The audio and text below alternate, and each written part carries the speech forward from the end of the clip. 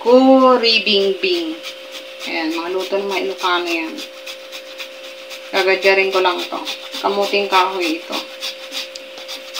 Kamuting kahoy or bilanghoy. Mag-add tayo ng 1/2 cup na wash sugar. Tapos, ihalo lang natin to. Ito ang kamuting kahoy na ginagad ko. Hindi ko na to pinigaan. Sugar. Nag-add pala ako ng dahon ng saging. Laplat lang natin ito. Parang ano tayo ng i-grill natin ito. Then, parang i-grill natin yan ng 30 minutes.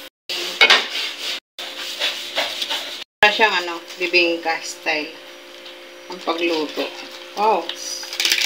Ang ganda! Kuribingbing. Tawag dito ay kuribingbing. Natural ng pagluto natin. Lagyan natin ng dahon ng saging dahil marami tayong dahon ng saging. Ang ganda, oh. So healthy, guys. No oil. Almost 30 minutes ang gagawin natin. 15 minutes side by side. Tingnan natin. Okay na. Set aside na natin ito at atin nang i-almusal with black coffee. Wow. So, already done na with coffee. Kakain tayo ng healthy pagkaluto. So, titikman natin siya na walang margarine. Actually, maganda to eh. Yung ganitong luto. Healthy.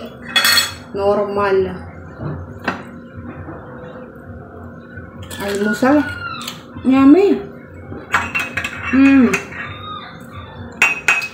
Malalasahan mo talaga yung kamuting kahoy, bilanghoy. Yung sugar niya, kaunti lang. Black coffee, no sugar. This is perfect.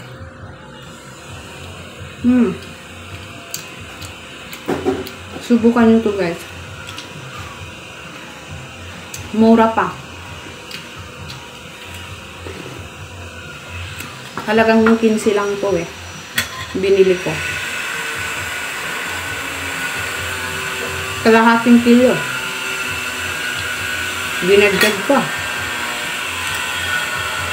Bingo. May healthy ka ng merienda, breakfast. Tapos, lagyan naman natin yung may margarine. Yung may butter or margarine. Available sa akin is margarine.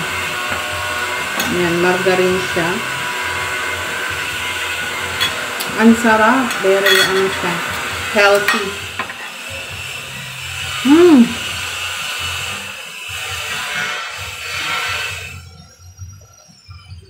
Hindi ako makapagsalita sa sarap. Saka mainit.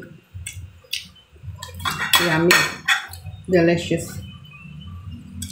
Sarap pala talaga niya. First time kong ginawa. Ang sarap.